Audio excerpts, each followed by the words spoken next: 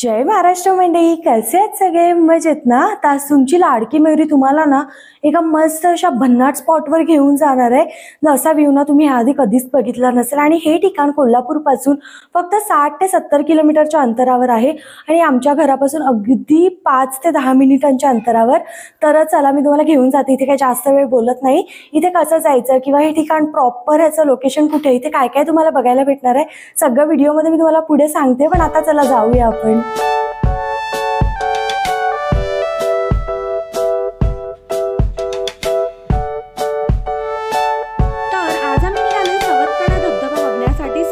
धबधबे बघण्यासाठी, कारण आपल्या संपूर्ण महाराष्ट्रातील हे असं एकमेव ठिकाण आहे जिथे तुम्हाला एकाच ठिकाणी 7 धबधबे बघायला मिळणार आहेत. ह्या ठिकाणाला ना नितवडे खेडगे धबधबा असं देखील म्हटलं जातं आणि इथे तुम्हाला जाण्यासाठी 2 एंट्री पॉइंट आहेत. एक म्हणजे नितवडे पासून आत, म्हणजेच आता आपण चाललोय ते, आणि दुसरा म्हणजे खेडगे गावातून आहे. हे ठिकाण कोल्हापूर पासून 67 किलोमीटर असून गारगोटी पासून फक्त आणि फक्त 20 किलोमीटर आहे. इथे तुम्ही 4 व्हीलर 2 व्हीलर काहीही घेऊन येऊ शकता, कारण पार्किंगची भली मोठी सुविधा आहे आणि कोणत्याही प्रकारचे चार्जेस आकारले जात नाही पार्किंगसाठी. हा संपूर्ण एरिया वन विभागाच्या अंडर असून आत जाण्यासाठी तुम्हाला 20 रुपीज एंट्री चार्जेस भरावे लागतात.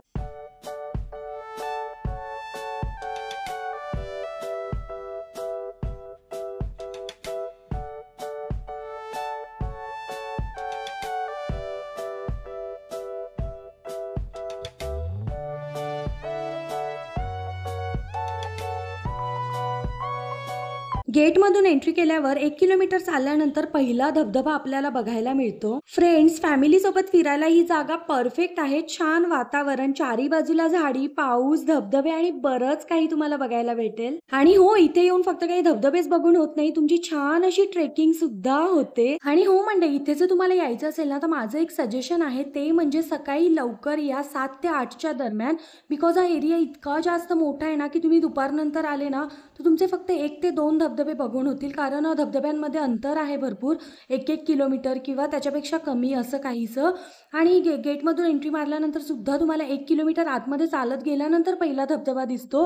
सो जर तुम्ही लेट गेला ना तर तुम्हाला इतकं एन्जॉय नाही करता येणार. त्यामुळे सकाळी लवकर जा, 7-8 वाजता किंवा 9 वाजेपर्यंत गेलं तरी चालेल, म्हणजे तुम्हाला सगळे सातीच्या साती धबधबे फिरून सगळं एन्जॉय देखील करता येईल. आणि छान आहे, ट्रेकिंगसाठी पण बेस्ट आहे हा पॉईंट. आणि इथले व्ह्यू तर तुम्ही बघतीलच पुढे व्हिडिओमध्ये, इतकं सुंदर आहे ना सगळं. पण चालून चालून हवा टाईट होते राव, माझी तरी तशीच हालत झालेली.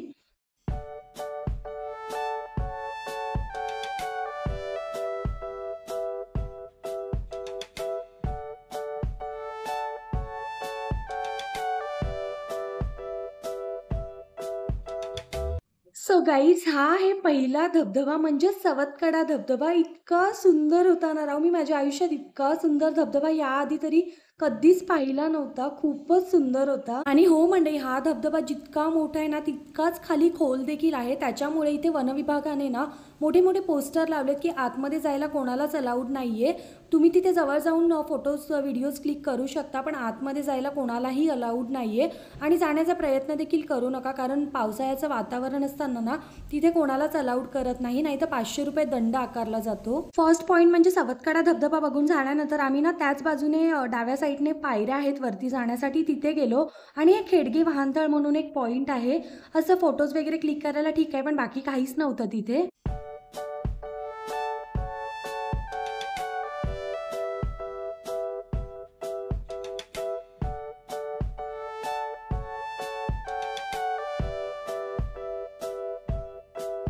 आणि हो गाईज, इतकं सगळं चालल्यानंतर ना खूप जास्त भूक लागलेली आणि पाऊस असल्यामुळे आम्ही भिजलेलो देखील, थंडी वाजत होती.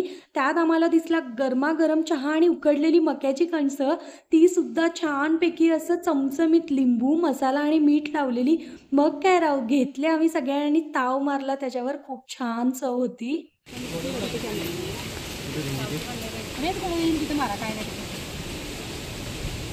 रेंज येते इथे नाही होय ना?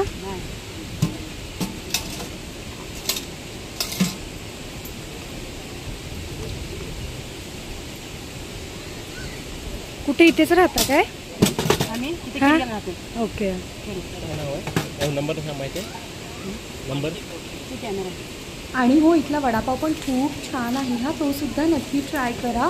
आणि अजून एक तुम्हाला महत्त्वाची गोष्ट सांगायची ती म्हणजे इथे रेंज अजिबात येत नाही. सो तुमच्याकडे कॅश कॅरी करा, बिकॉज ना इथे काही फूड स्पॉट्स आहेत जिथलं फूड खूप जास्त टेस्टी आहे. खायची इच्छा तर होते म्हणजे होतेच, त्यामुळे थोडीशी कॅश कॅरी करा. आणि ऑनलाईन जरी असेल ना तर तरी ती लोकं इतकी छान आहेत ना, ते आपल्याला त्यांचा नंबर देतात आणि घरी जाऊन तुम्ही पेमेंट करा असं देखील आपल्याला सांगतात. सो हे एक बेस्ट आहे तिथलं.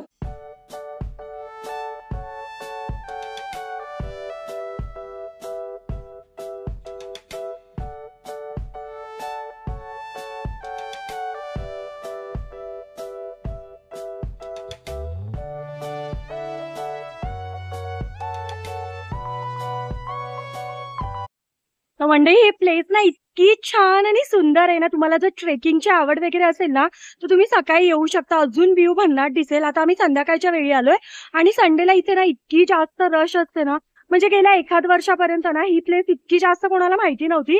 पण आता थोडं टुरिस्ट प्लेस सारखं झालंय हे. आणि आता सुद्धा आम्ही शुक्रवारी आलोय, पण गर्दी इतकी जास्त आहे.